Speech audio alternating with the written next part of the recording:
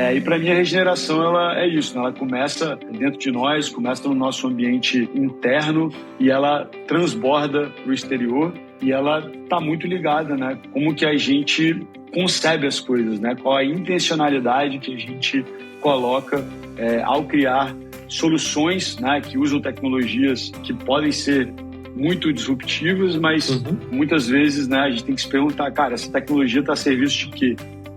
Qual a intencionalidade que eu estou colocando ela no mundo?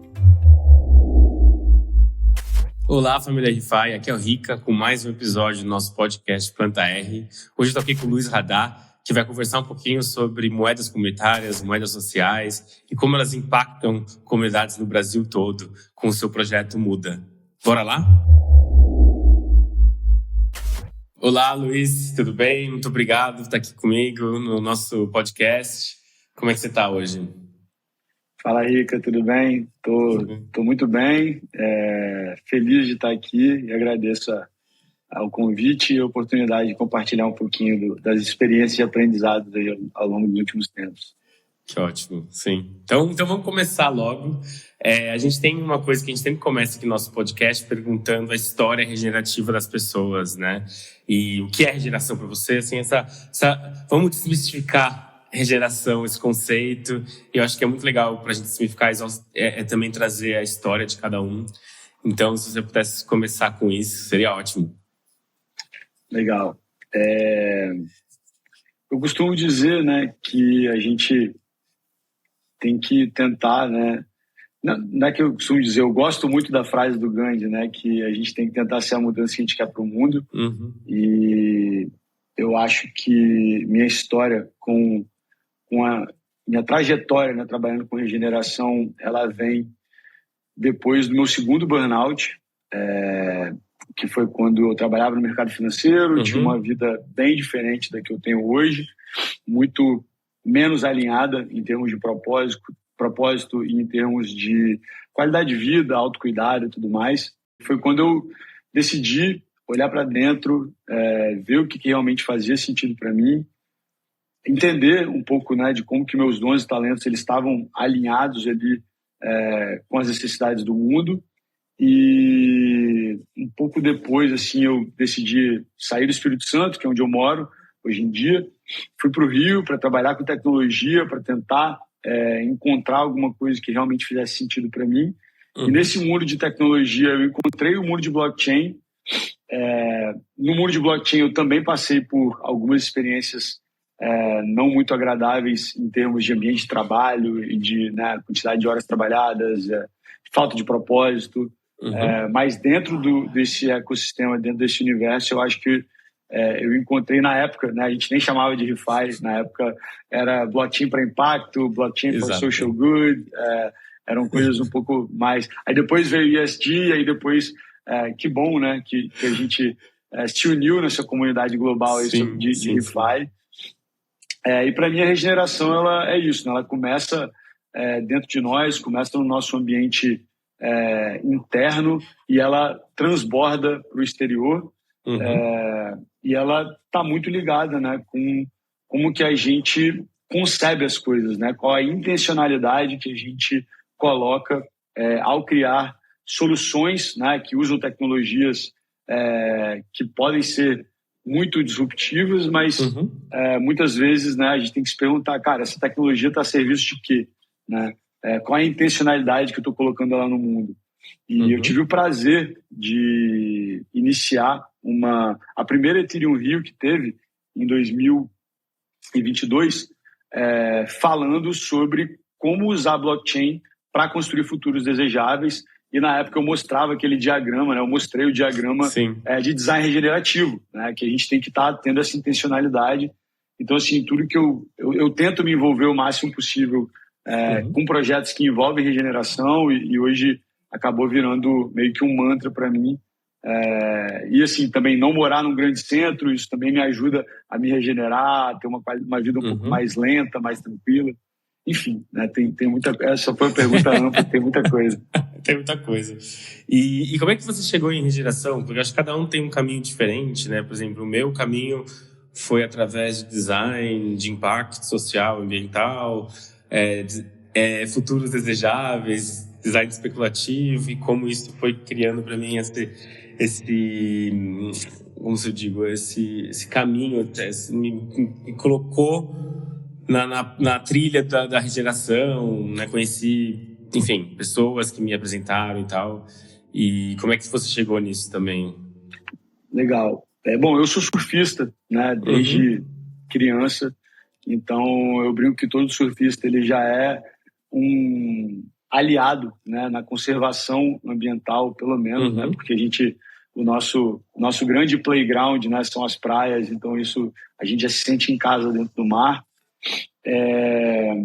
Eu sempre gostei de fazer trabalho social, então sempre me voluntariei em ONGs, eu fiz intercâmbio cultural por meio de uma ONG chamada AFS. Quando eu fui morar no Rio, eu voluntariei em algumas ONGs que ensinavam empreendedorismo em comunidades carentes. E aí eu entendi, né, que, cara, beleza, empreender é difícil para nós que somos, né, homens brancos ultra privilegiados. Empreender para uma pessoa de comunidade carente, em situação de vulnerabilidade, é muito mais difícil, né? Então, eu comecei a pensar quais seriam as formas que a gente conseguiria usar a tecnologia para empoderar as pessoas e meio que hackear isso, para que elas não precisassem de necessariamente empreender no sentido de empreendedorismo de necessidade, né? Mas que elas conseguissem exercer alguma função que seja extremamente bem remunerada, e daí que vem a minha paixão pela Play for Change, né? Porque a gente tenta meio que usar os games de Web3 e outras ferramentas para meio que fazer esse salto educacional. E depois, né, de eu ter entrado para a tecnologia e ter saído do mercado financeiro, eu fui convidado para montar um fundo de investimento de impacto com meu amigo Walter e o Pedro, Walter Cavalcante e Pedro Guerra, que na época se chamava Manifesta Capital. E aí, uma das iniciativas que a gente estava analisando e investir foi uma iniciativa da Menos um Lixo, da Fernanda Cortez, que é uma pessoa incrível, né, uma mulher fantástica. E isso em 2019, a gente falava sobre esse paradigma da sustentabilidade versus o paradigma da regeneração, né? Eu sou muito fã de um cara que é o Yvon Chouinard, que é o fundador da Patagônia. Eu já li alguns livros dele, ele me inspira muito. Inclusive tem outro negócio que eu sou sócio, que é o Surf Guru, que a gente se inspira muito, né, no livro dele chamado Let My People Go Surfing. E o Yvon Chouinard, ele já falava, né, dessa decadência do paradoxo da sustentabilidade, porque a gente já chegou a um nível de degradação ambiental, né, e em termos de modelo de sociedade, que sustentar não dá mais jeito, né? E que o Yvon, por exemplo, ele advoga pela responsabilidade socioambiental, e a Fê Cortez trazia essa questão de não, que a gente tem que ir além, que a gente tem que ir para o paradigma da regeneração, né? Então isso foi uma coisa que desde 2019 eu comecei a ter um pouco mais de contato, e aí depois quando eu conheci o pessoal da Muda, que aí eu fui um pouco mais, né, aproximado, né, da agroecologia, comecei a ter mais contato com povos tradicionais, comecei a entender o quão profundo e ao mesmo tempo quão simples, né, a regeneração pode ser, porque se a gente pensar, o Marcelo Silva, um grande amigo também, ele fala que, cara, a tecnologia hipercomplexa que pode ajudar a humanidade a não ser extinta é plantar árvore, né? Então, assim, não é algo tão difícil assim. A gente só tem que parar de atrapalhar a natureza. Mas é difícil, né? O ser humano mudar, nós, enquanto humanidade, a gente mudar os nossos hábitos, a gente mudar paradigmas, isso é muito desafiador. E eu acho que também começa no campo da cultura, né? Então, a gente falar de cultura regenerativa, tem as falas, né, da futurista Lala de Renzelin, que fala sobre construção de futuros desejáveis, que fala de fluxonomia 4D. Isso foi uma coisa que eu também aprendi muito, né, quando empreendi com uma startup chamada Dropout Academy, e a gente falava, né, sobre, cara, como aplicar a fluxologia, como tentar criar fluxos de abundância, futuros desejáveis. Inclusive foi isso que me aproximou muito da Muda, na época ali que a gente realmente teve essa ideia de fazer uma moeda social e tudo mais. Então, foram vários caminhos, né? Não teve uma coisa só, foram vários cliques ali. Entendi. Não, é super interessante como a sua viagem, né? Como você chegou. E achei super interessante quando você também falou dos povos tradicionais, porque, para mim, eu estou muito interessado em saber como integrar, né, não, esses povos no que a gente faz, né, num jeito que, se eles não quiserem participar, não precisam, mas ainda vem benefício no que a gente está fazendo. E, enfim, você queria poder falar um pouquinho sobre como é que você trabalha com os povos tradicionais, ou se você trabalha com os povos tradicionais? Posso. Cara, eu já tive algumas experiências trabalhando com povos tradicionais. A primeira delas, que eu acho que é a mais bacana, né, foi a constatação que no Espírito Santo existem povos tradicionais. A Muda, inclusive, né, na semana passada, apoiou o encontro ancestral que aconteceu com lideranças da aldeia de Areal e de lideranças de quilombos aqui do Espírito Santo. Então, eu não precisei de ir até a Amazônia para trabalhar com povos originários, né? Que muita gente às vezes tem um pouco desse paradigma, caramba, sim, eu tenho que... Não, às vezes está mais perto do que você imagina, e falar de ancestralidade também significa, né, você honrar suas raízes. Então, quando eu voltei a morar no Espírito Santo e comecei a honrar a terra, né, que eu nasci e fui criado, isso já começou a despertar um pouco da minha ancestralidade, né, quando eu começo a conversar com meus avós, entender as origens da minha família e tudo mais, isso também é ancestralidade. Com relação a povos originários, eu acho que a gente sempre tem que ter muito cuidado, né, de não ter uma abordagem colonialista, né, então, porque muitas vezes existe, inclusive não só para povos originários, mas também quando, por exemplo, a gente vai, em tudo que a gente faz na vida, né, mas, por exemplo, quando a gente vai, enquanto uma ONG, tentar levar uma facilitação de empreendedorismo para a comunidade em situação de vulnerabilidade, né, como a gente fazia na Rocinha. Então, assim, tentar não levar uma abordagem colonialista, impondo algo, e muito mais entendendo qual é o contexto que as pessoas estão, sim, e como que aquelas ferramentas que você eventualmente tem um pouco mais de acesso podem auxiliar, né, aquelas pessoas ou aquela comunidade a atingir os objetivos que elas têm em mente. Eu tive algumas experiências interessantes com povos originários. A primeira foi quando a gente fez o codesenho de uma moeda social com os Paiter Suruí. A gente criou a Paiter Coin, que infelizmente, né, nunca foi lançada, mas a gente chegou a fazer todo um codesenho e a gente fez enfim, alguns meses ali de dinâmica bem complexa, que foi muito legal, foi um aprendizado muito grande. E aí eu queria agradecer a Yara Vicente, da nossa Terra Firme, por ter feito a conexão, a Oxené, que é a liderança da tribo Paiter Suruí, por ter acreditado no trabalho e ter se dedicado, né, da forma como a gente se dedicou. Mas chegou um momento que a gente viu que implementar aquela solução, por mais que a gente tivesse trabalhado meses, não ia resolver a dor que eles tinham naquele momento, né? Então a gente falou, cara, tá tudo bem, valeu o aprendizado, a gente pode deixar para uma outra oportunidade. E agora, né, eu tive a felicidade de ouvir do meu amigo Henrique, da Play for Change, que a Play for Change, junto com a Polygon, estão abrindo uma tech house na aldeia dos Paiter Suruí.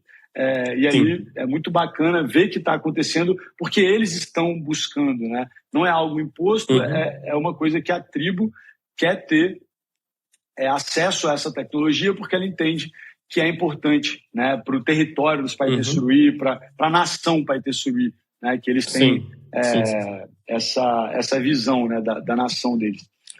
E uma outra curiosidade interessante foi que uma vez a Yara me chamou para explicar um pouco sobre crédito de carbono num evento, e aí, cara, eu tentava explicar um pouco os conceitos e eu tinha que parar, sei lá, eu falava 3, 5 palavras, eu tinha que parar porque estava sendo traduzido para o idioma local dos Paiter Suruí.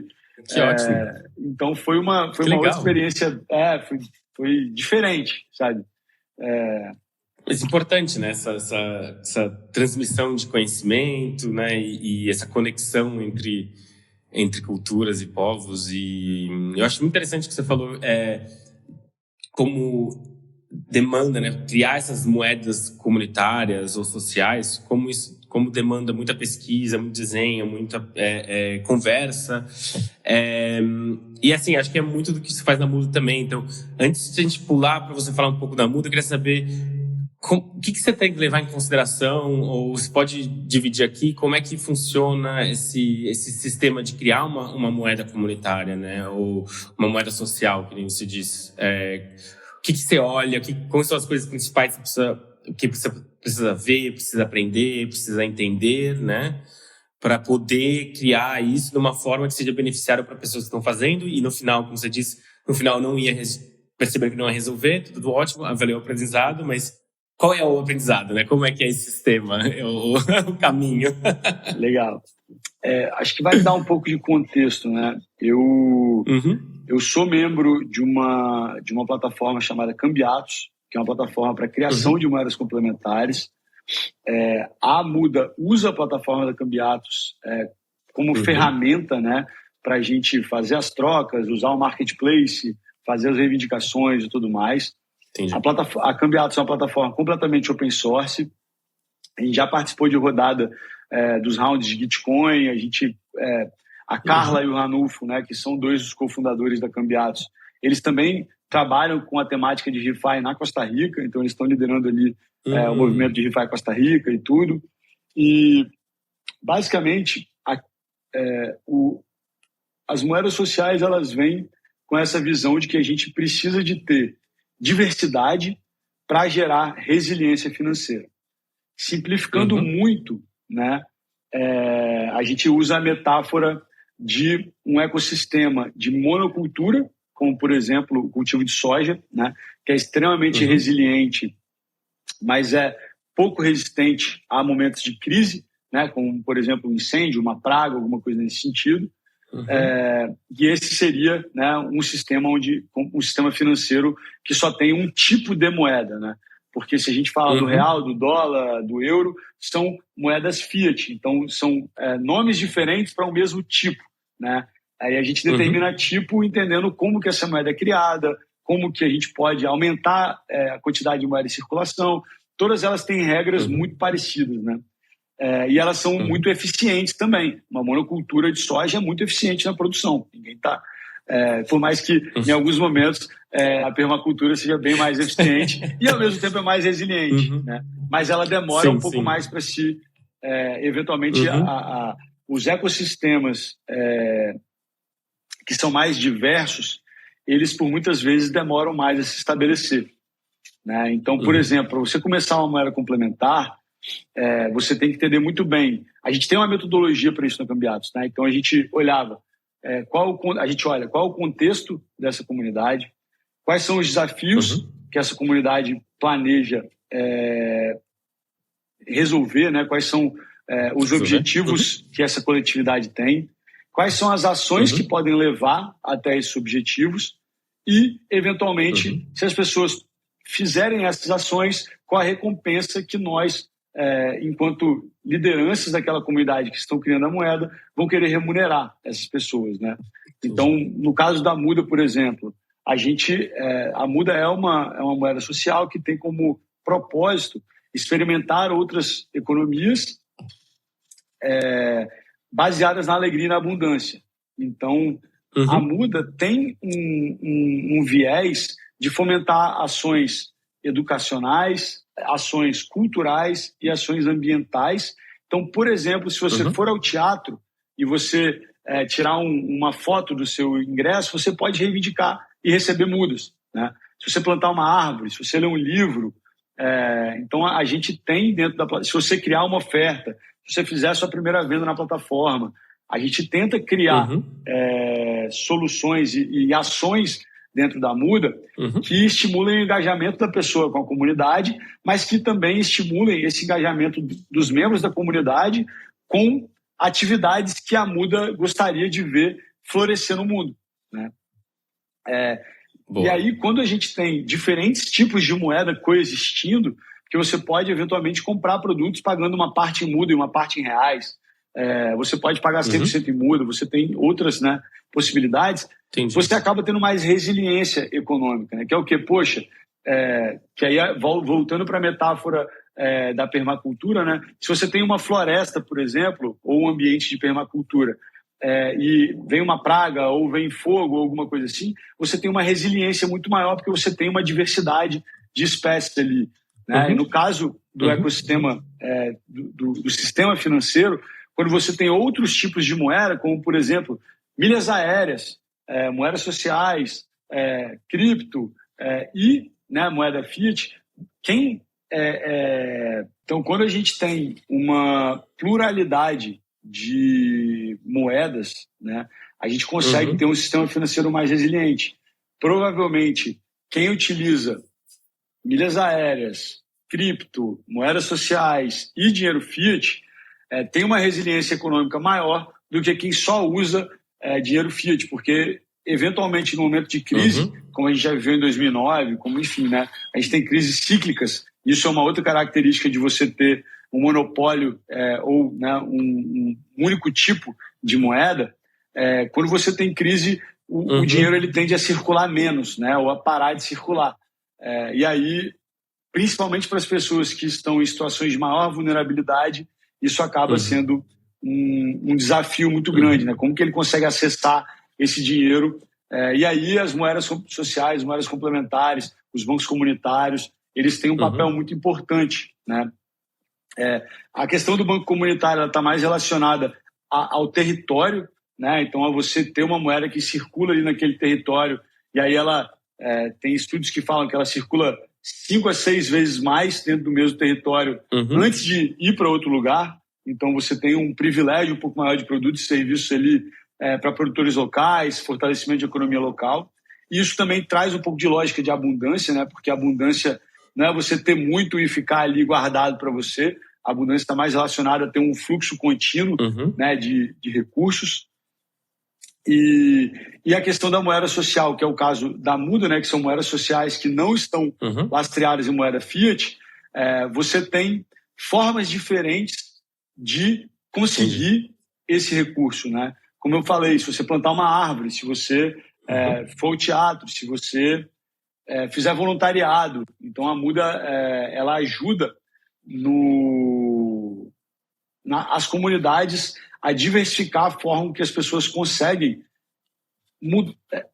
mudar a sua relação com o dinheiro, sabe? Para não ser aquela coisa de, eu preciso de ter, sei lá, pegar um dinheiro a crédito, ou tenho que trabalhar X horas para receber um salário mínimo. Não, você pode fazer atividades que por vezes te dão prazer, que por vezes estão relacionadas ao seu propósito, receber moeda complementar e usar essa moeda complementar para satisfazer necessidades básicas, tá?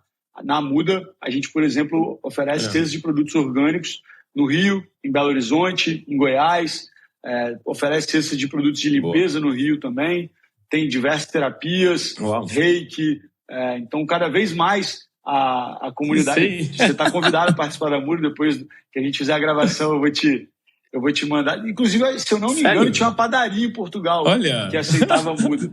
Não aceita mais? Em Lisboa. Então, eu tenho que verificar, mas eu sei que aceitou por um tempo. Então, é isso, né? Tem muitas possibilidades e a moeda social ela acaba, enfim, né, tendo essa pluralidade, né, de funções. Nossa, eu sempre me interessei muito por diferentes moedas, diferentes tipos de capital, né? Que eu acho que é muito interessante. E a gente pode pular um pouco, já que você falou tanto da Muda, eu queria muito saber sobre como é que o projeto começou, qual que é o foco de vocês, como que essa moeda muda, né? No que ela é baseada, da onde ela vem, porque eu acho que é muito interessante, acho muita dúvida de muitas pessoas, que a gente fala que é dinheiro do nada, né? Do ar, né? Como se Fiat não fosse, mas... acho interessante também para o pessoal que está ouvindo, que não conhece muito, que nunca ouviu falar, ou que realmente não acredita nisso, como é que se explicar, né? Explicar o projeto Muda e também explicar a parte mais, vamos dizer assim, econômica que está por trás, que fomenta, que baseia toda a moeda e a comunidade, que eu acho que é interessante também para as pessoas saberem, para mim também, que eu quero muito saber também. Legal. Obrigado pela pergunta. Acho que essa é uma parte importante. Então, a Muda ela é um grupo, um coletivo que tem produtores culturais, atrizes, palhaços, surfistas, hackers, educadores, pessoal da agroecologia. Então, assim, a Muda é um coletivo muito diverso que tem mais de 20 anos de atuação. Eu cheguei cheguei em 2019, mas a galera já milita no campo das artes, da cultura, há muito tempo. E esse eu acho que é um dos segredos de por que está dando tanto certo, né? Porque já existia uma comunidade que precisava de ter alguma coisa que conseguisse, digamos assim, unir essa comunidade, fomentar trocas e fomentar essa colaboração, que no fim das contas, quando a gente faz uma troca de uma moeda social, a gente está fomentando a colaboração entre membros da rede, nada mais do que isso. E que eu estava numa imersão em Rio Bonito, na época desse fundo de investimento de impacto, e aí apresentaram um projeto, e quando apresentaram o projeto, na época eles estavam fazendo numa estrutura de banco comunitário, que teria um lastro em real, mas o que me chamou mais a atenção foi que eles usaram fluxonomia 4D, né? A Lele, o João e a Flávia usaram fluxonomia 4D para estruturar o projeto. Eu falei assim, caraca, isso é incrível, sabe? É uma moeda, na época chamava Banco da Cultura, antes de chamar Muda. E eu falei, nossa, isso é incrível, que maneiro, quero ajudar e tudo mais. E aí eu entrei meio que numa vibe bem voluntária, assim. E aí eu lembro que a gente estava conversando e tal, na imersão, eu falei, cara... E na época eu já era conselheiro da Cambiatos, eu ainda não trabalhava o dia a dia na Cambiatos. E eu lembro que eu falei para eles, eu falei, pô, mas e se a gente fizer uma moeda social que ela não precisa de ter paridade com o real? Aí eles olharam para mim assim, pô, mas como assim? Dá para fazer um negócio desse sem paridade com o real? E aí, como é que vai ser? E aí que são, né, perguntas comuns, porque... Quando a gente não vê um desenho de algo diferente, aquilo que eu falei lá no início da intencionalidade, né, do design, quando a gente não vê alguma coisa que já foi feita desse jeito, a gente pergunta, cara, será que isso é possível? Por que será que ninguém fez? Né? Como é que é? E a Muda tem uma característica bacana, que a Muda ela conta com uma associação de fomento, que se chama Saúva, que apoia o projeto. Então, a gente já tem um capital semente para a Muda que garante a operação dela tranquila durante um ano ali, e aí ano após ano a gente tem que submeter alguns relatórios, fazer prestação de conta, mas que é uma fonte de financiamento que tem um outro braço, que é a Jataí, que é um braço financeiro, faz gestão de recurso de algumas famílias, e que tem, como se fosse um endowment, né, que tem ali um fundo, que é a Jataí, que faz esses investimentos um pouco mais tradicionais, mas que também são focados em ESG, que são focados em impactos positivos. E aí tem esse braço, que é a Saúva, que é um braço um pouco mais filantrópico e que investe em ações de impacto.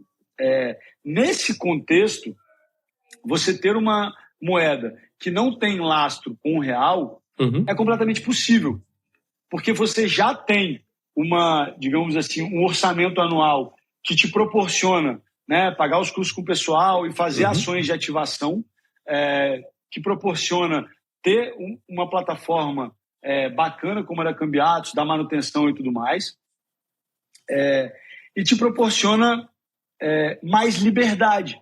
Porque se a gente tivesse que fazer uma coisa que seria pareada com o real, a gente não poderia fazer coisas legais como, por exemplo, a gente já fez. Cara, você ganhava 20 mudas por meditar 20 minutos. Sabe? Você ganhava 20 mudas... Você ganha 20 mudas se você convidar alguém.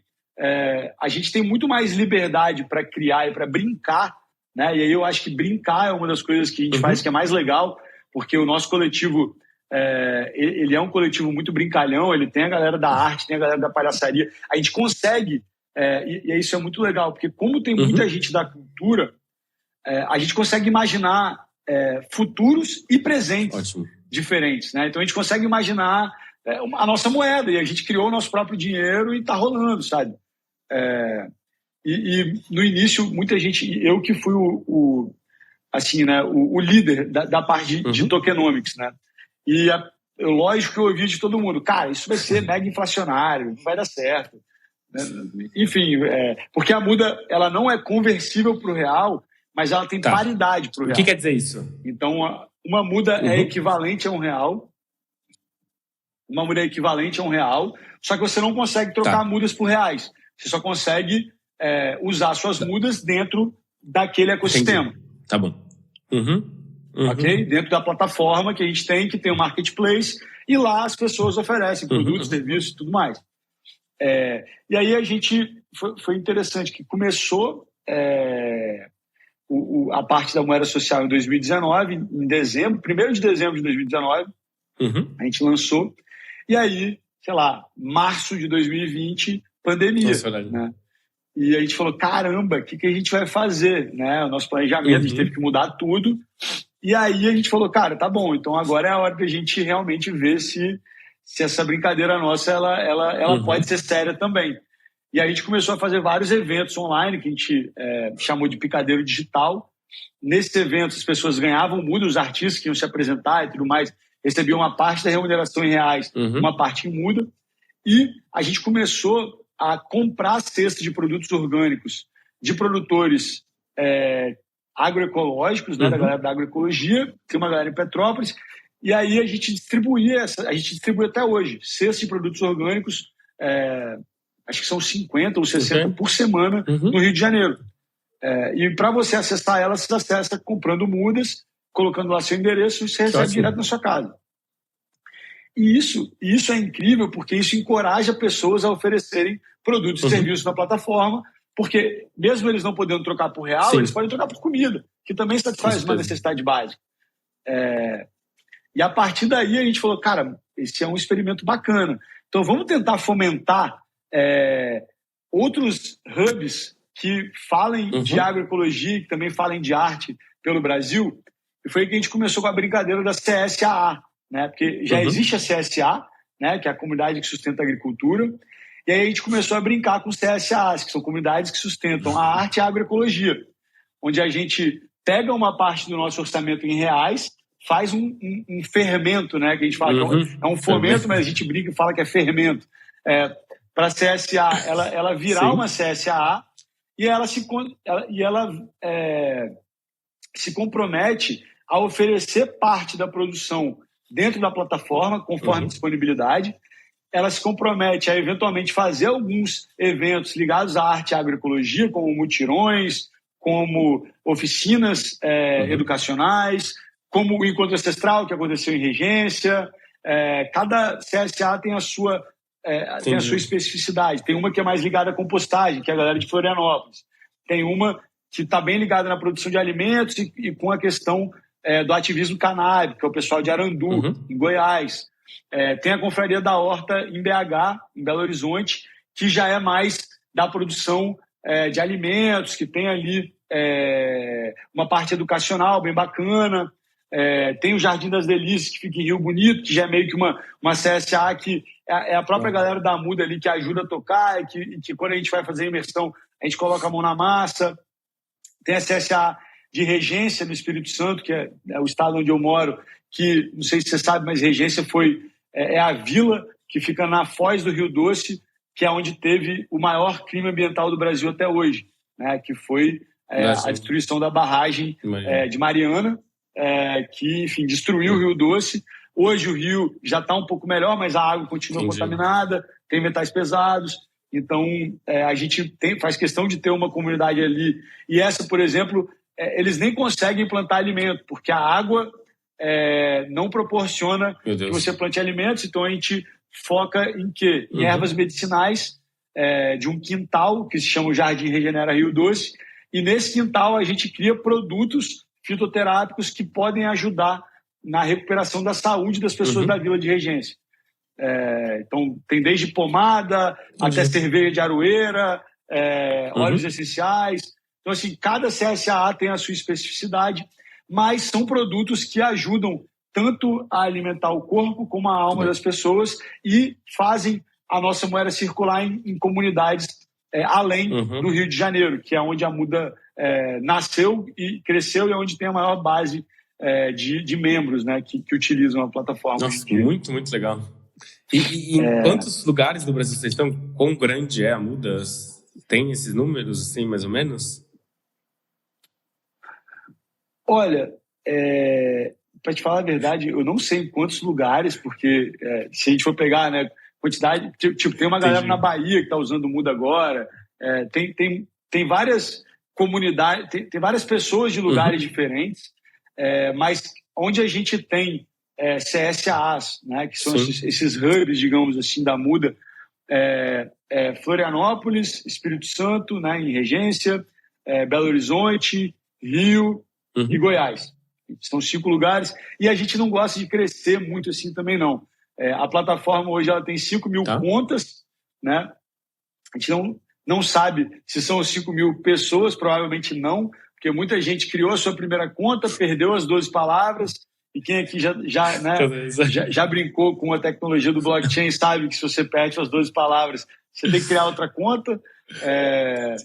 Não tem problema, mas a gente também não consegue ter uma noção exata de quantos membros são. A gente já fez um censo Muda ali, mas assim, se a gente estimar que pelo menos, sei lá, 50%, 70% das pessoas continuam ativas, a gente tem mais de 5 mil contas, né? Então isso daria aí de 2.500 a 3.000 pessoas que usam a plataforma.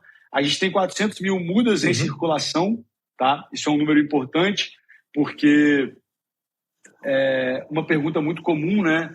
As pessoas perguntarem, mas Luiz, e o lastro da Muda, né? Aí eu falo, olha, o lastro da Muda, assim como o lastro de qualquer outra moeda, é a comunidade que colabora em prol dessa moeda e que aceita receber essa moeda como moeda de troca por algum dos seus esforços, né? Seja por produtos ou por serviços. O real é assim, o dólar é assim, Bitcoin é assim, qualquer moeda é assim, né?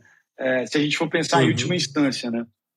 Desde que a gente teve a quebra do padrão ouro e tudo mais. Qualquer moeda virou, né, lastreada pela comunidade que suporta essa moeda. Então, o lastro da Muda são essas, sei lá, 2.500, 3.000 pessoas que estão ali, que acreditam no projeto, que colaboram com o projeto, que oferecem produtos e serviços.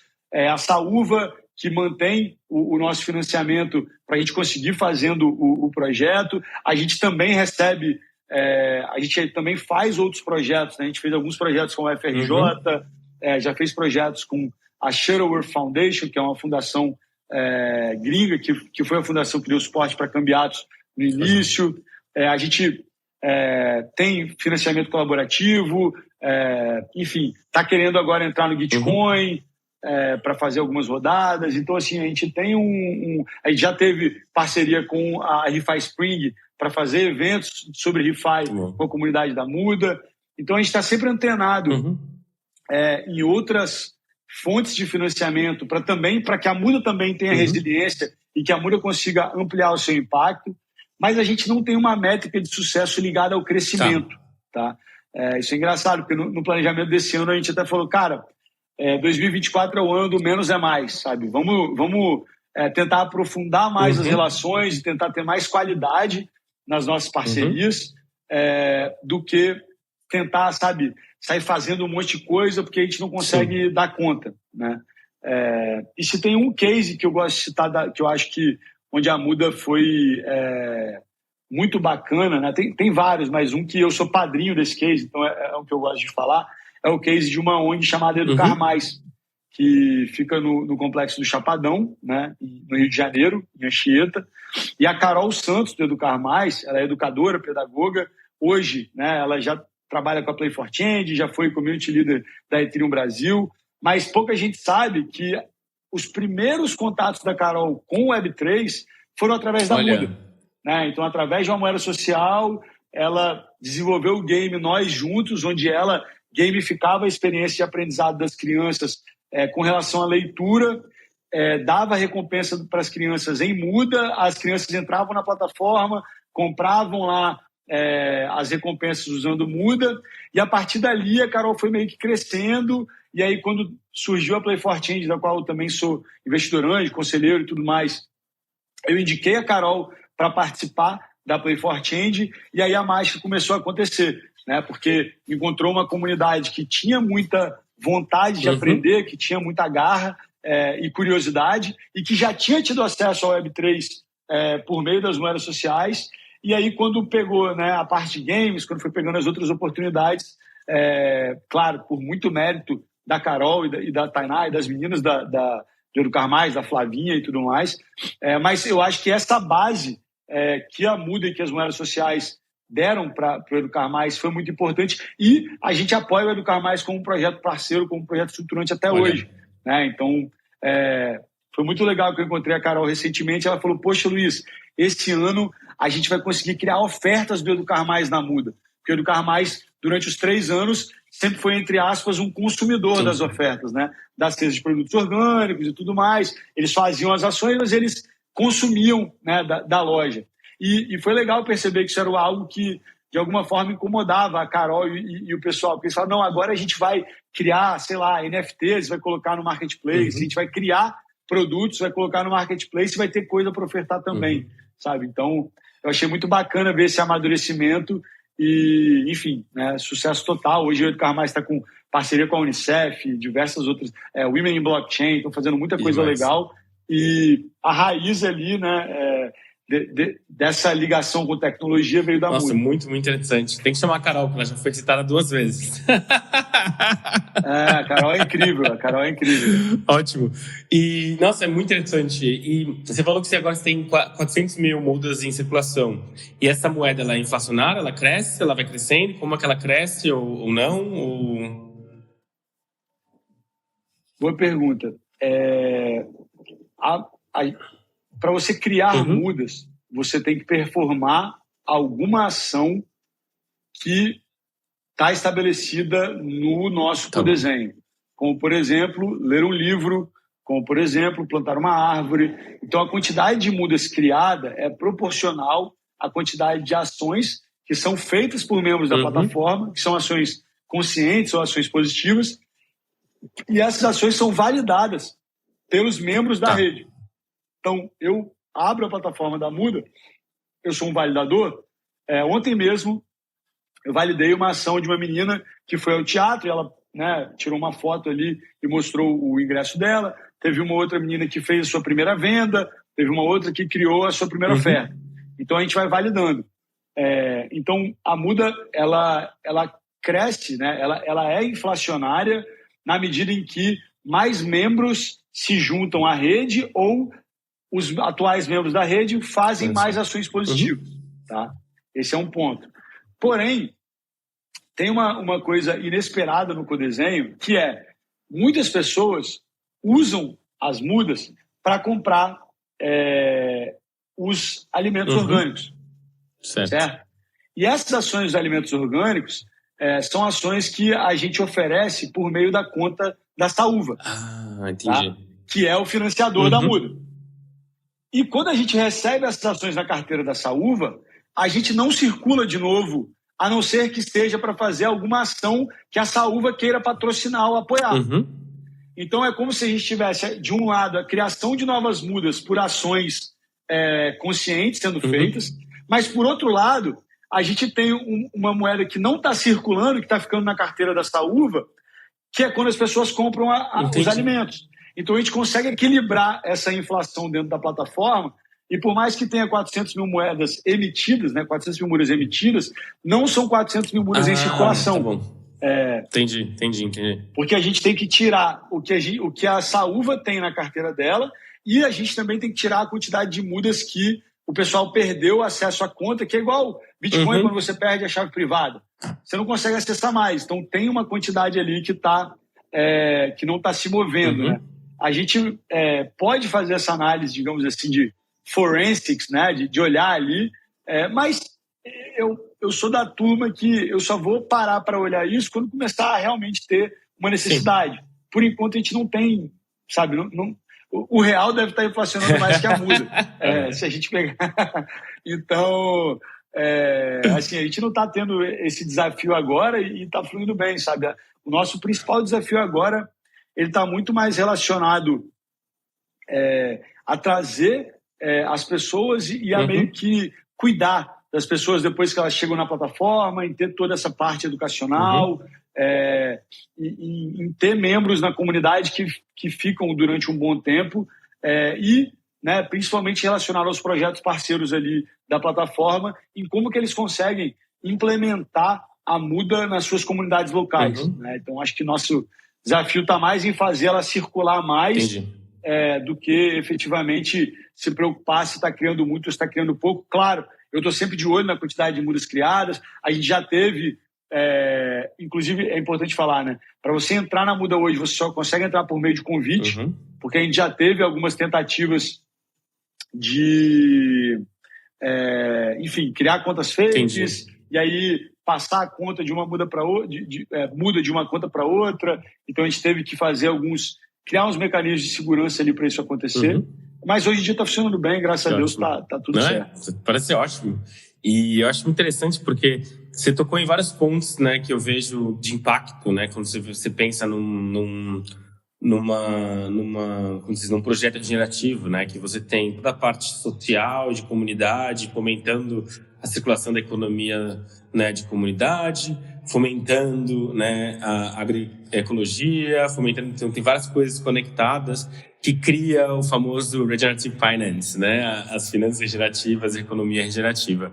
O que eu acho isso muito, muito interessante, eu acho isso né, eu vejo, na verdade, o Brasil como um dos países com maior na vanguarda dessas junto com a África até, dessas moedas comunitárias ou moedas sociais. Assim, está nesse mundo aí já faz um tempo e assim, eu li algumas coisas que você escreveu e falando sobre, né, da importância do Brasil e na cena de ReFi global. Eu queria saber de você como você vê, né, o Brasil no cenário global de ReFi, de coisas que estão acontecendo aí não só no Brasil, mas também na América Latina, mas vamos falar do Brasil, que eu acho que é onde a gente tem mais acesso, vamos dizer assim, ou mais experiência, assumindo isso. Mas, sim, como você vê, assim, o Brasil? Legal. Porque acho que é interessante a gente saber também, para as pessoas que estão ouvindo também, saberem que, cara, não é só, sabe, Estados Unidos, não é só Alemanha, sei lá, Portugal, Europa, China fazendo coisa, mas também tem muita coisa boa rolando no Brasil, por exemplo, né? Legal. Olha, eu acho que primeiro o Brasil tem os tipos de problema perfeitos para soluções de ReFi, né? Então a gente, digamos assim, que a gente larga na frente aí, né? Que a gente tem uma grande desigualdade social no país, a gente tem contexto, né? A gente tem um nível de adoção alto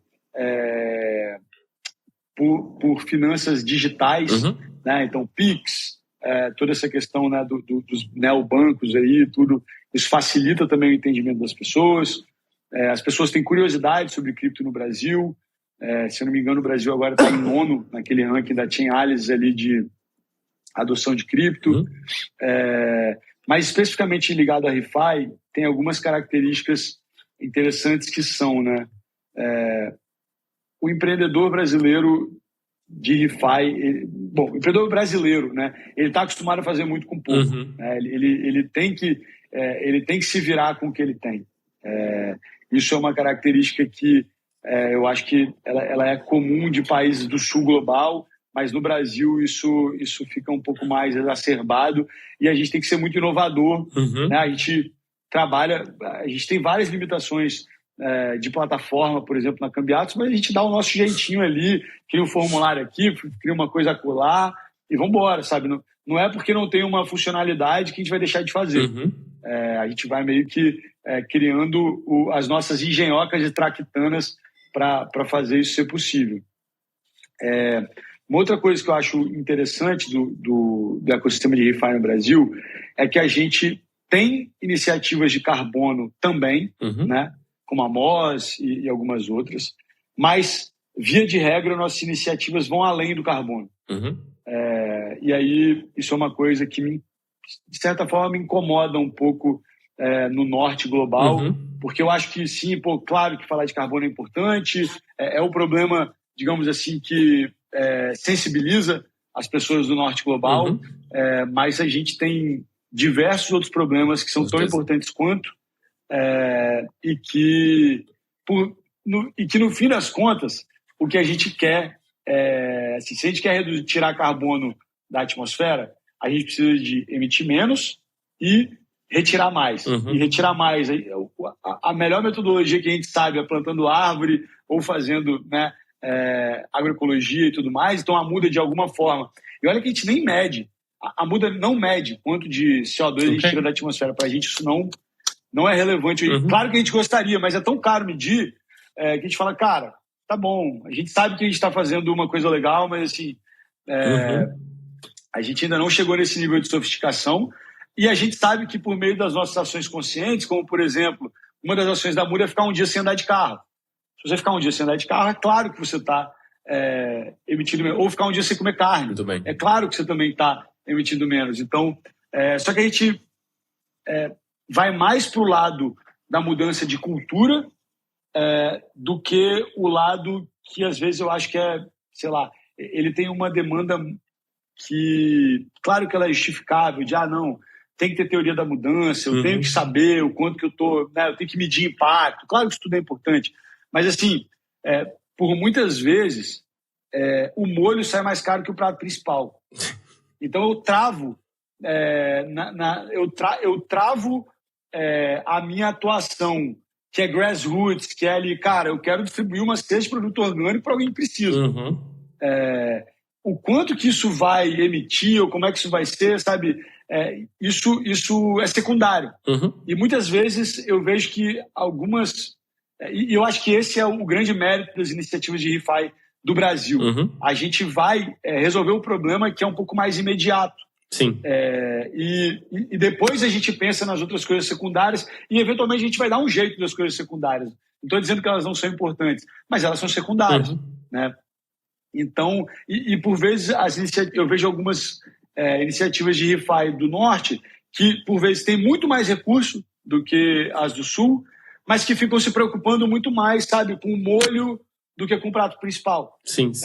E isso, para mim, é uma coisa que, às vezes, não sei, poderia ser diferente, mas que eu estou vendo no Brasil o ecossistema crescendo, cada vez mais a galera se conectando, cada vez mais, sabe, o pessoal de comunidade de situação de vulnerabilidade enxergando o Web3 como uma possibilidade, enxergando, se apropriando disso, cada vez mais pessoas pretas em conferência, cada vez mais indígenas em conferência, cada vez mais mulheres em conferência, que eu comecei em 2017, então assim, era só homem branco, nerd, sabe, e agora cada vez mais diversidade, cada vez mais mulheres, então assim, a gente tendo um ambiente mais diverso.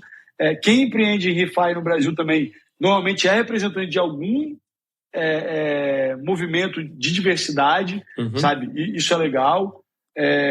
E também, muitas vezes, estão tentando resolver um problema que ou é um problema seu ou um problema de pessoas próximas, sabe? Não fica aquela coisa, não, eu estou tentando salvar o mundo, sabe? Estou tentando reduzir a temperatura da Terra em 2 graus.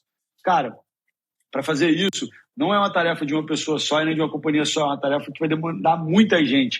Então, se cada um ajudar cuidando do seu micro, a gente consegue uma mudança sistêmica para o macro. Então, isso também eu vejo no Brasil, sabe? Que são projetos que não têm essa ambição, eu quero internacionalizar, eu preciso de virar um unicórnio.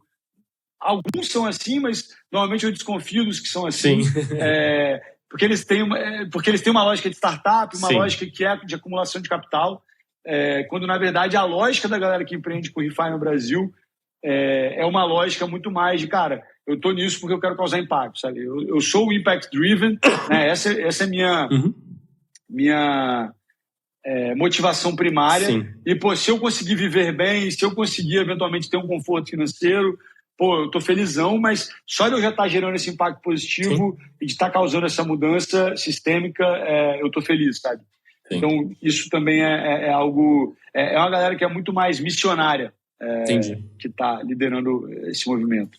Não, acho que você tocou bem no ponto mesmo, né? Porque aqui vai no norte no global, que é sempre essa visão do carbono, do meio ambiente, e esquece um pouco da parte social, da coisa que Tem muita gente que não tem uma coisa imediata de comer e por isso que eles vão cortar uma árvore, por isso que eles vão fazer uma coisa que eles querem lutar contra, né? E não entendem que tem todo um sistema ali que eles precisam ver, que eles precisam também fomentar, também trabalhar, porque só carbono, só plantar árvore não vai adiantar nada, né? E assim, eu acho muito interessante saber que é importante, que você disse, mas eu acho muito bom, muito legal ouvir que aí no Brasil tem outros projetos estão com essa visão mais holística do sistema e de regeneração, né? O que precisa para regenerar realmente o mundo, o planeta, ou uma comunidade, ou a sociedade, né?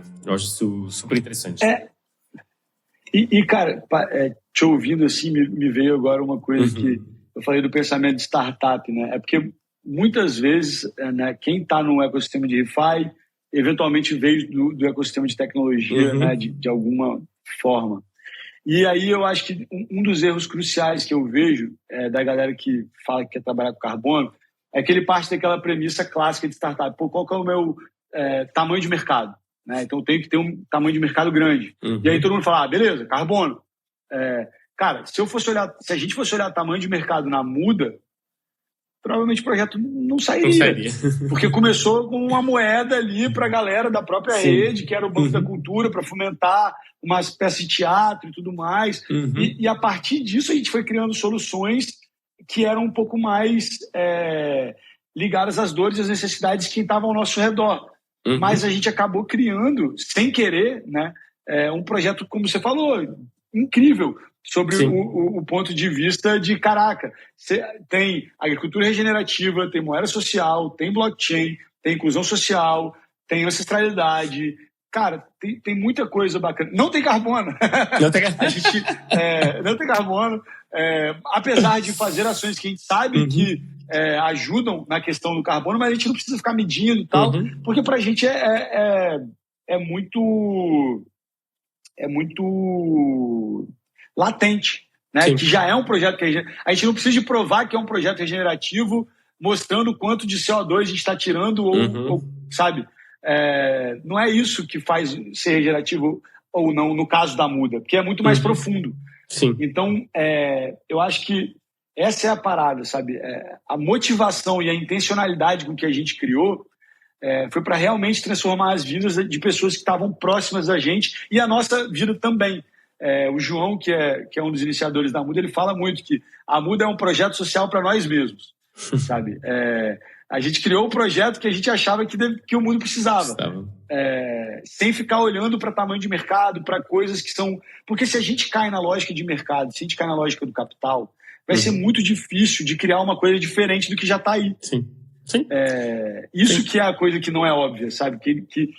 E a galera, quando tenta fazer ReFi olhando para a lógica de capital, ela vai acabar...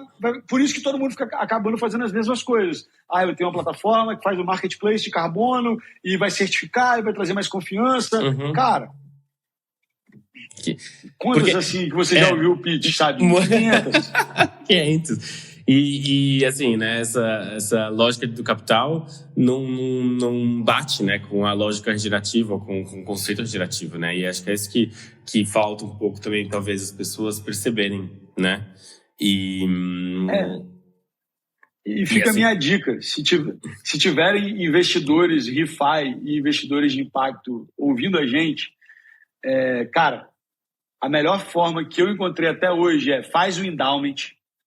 Não se preocupa em fazer o projeto de impacto gerar retorno de curto prazo. Só dá liberdade para ele e garante que as pessoas que estão ali têm uma cultura de regeneração. E coloca esse capital a serviço disso, sabe? Porque isso é uma coisa, tá? Um grande desafio da Muda, a gente só falou coisa legal, mas eu também tenho que falar coisas... Um grande desafio da Muda que por muitas vezes a gente sofreu pressões, tipo assim, tá bom, mas e aí? Quando que a Muda vai atingir o break-even? A Muda é um negócio? E, cara, não, a Muda não é um negócio, a Muda é um movimento, é uma moeda. A gente tem essa tranquilidade que a Saúva dá pra gente de longo prazo, que ela vai continuar financiando o projeto, porque ela já viu o impacto que isso causa. E, claro, a gente também conquistou essa confiança fazendo um trabalho com seriedade. A gente apresenta relatórios, a gente tá aí para quem quiser ver todo o impacto o impacto positivo que foi causado.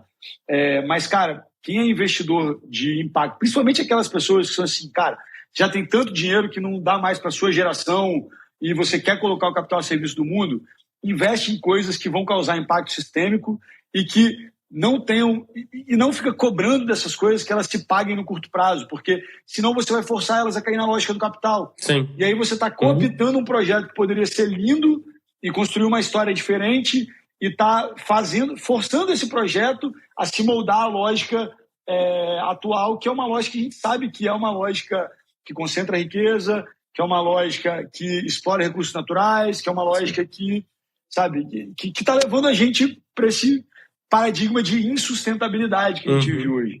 Então, a gente precisa de ter mais projetos como a Muda, que tem essa liberdade poética, sabe, e artística, de fazer as coisas genuinamente com boa intenção, com pessoas capacitadas, com pessoas que são bem remuneradas, mas que podem colocar seus dons e talentos a serviço da regeneração sem ter essa coisa de ficar, sabe, correndo atrás de aumentar receita e de isso, de aquilo, porque, Sim. Cara, isso cansa, isso acaba desgastando muito, sabe? Não, ótimo. Assim, acho que isso foi muito para a gente dar fechar o nosso papo aqui, que a gente já está quase uma hora falando, que foi muito, muito interessante.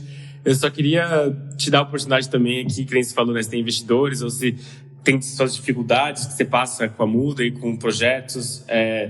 Como é que as pessoas podem chegar até você, até a Muda, saber mais ou participar, se precisa de um convite? Como é que as pessoas conseguem um convite ou como é que as pessoas podem te ajudar? Enfim, tá um espaço aberto aí para você. Legal. Tanto a Muda quanto a Cambiatos, a gente sempre tá aberto a receber doações e convites. A Cambiatos, que é a plataforma que criou que a Muda é criada, né? Tem uma página do Giveth. Então, se você quiser fazer uma doação para Cambiatos ou entrar em www.cambiatos.com, a gente está lá e é fácil de acessar. Tem Muda também, que é mudaoutraseconomias.com, é o site da Muda. Para chegar e receber um convite da Muda, você pode falar com a gente pelo Instagram, que é @mudaoutraseconomias. E aí você pede lá para receber um convite, a gente te adiciona no grupo de WhatsApp e te manda o convite. Que aí você vai entrar na plataforma da Cambiatos, que é muda.cambiatos.io. Só que, como eu falei, né, por questões de segurança, a gente tem que limitar acesso ao convite. Sim, e se quiser, enfim, eu estou sempre aberto para trocar. Meu Instagram é Luiz Haddad, meu Twitter também é Luiz Haddad. Então, se precisar de falar comigo, luizhaddad@gmail.com também, meu e-mail para contato. E é sempre um prazer estar colaborando. Eu agradeço muito aí pelo convite. Parabéns ao pessoal do ReFi Lisboa e a toda a equipe da ReFi DAO pelo grande trabalho que vocês fazem. É muito bom ter conteúdo sobre ReFi em português. Tá? Esse é um gap imenso que a gente tem. E parabéns, muito legal. Obrigado, obrigado, Luiz. Foi um prazerzaço ter você aqui também. Muito interessante os seus projetos, a sua história. Tudo que você falou, assim, eu acho que foi extremamente interessante. E, enfim, muito obrigado. Estou muito ansioso para... A gente conversa depois para ver como é que eu entro também na comunidade. Eu já estou no WhatsApp, na verdade, mas só falta o convite. E, enfim, e é isso. Beleza. Obrigado, muito obrigado. E, bom, é isso. Valeu, tchau. Valeu, tchau. Tamo junto.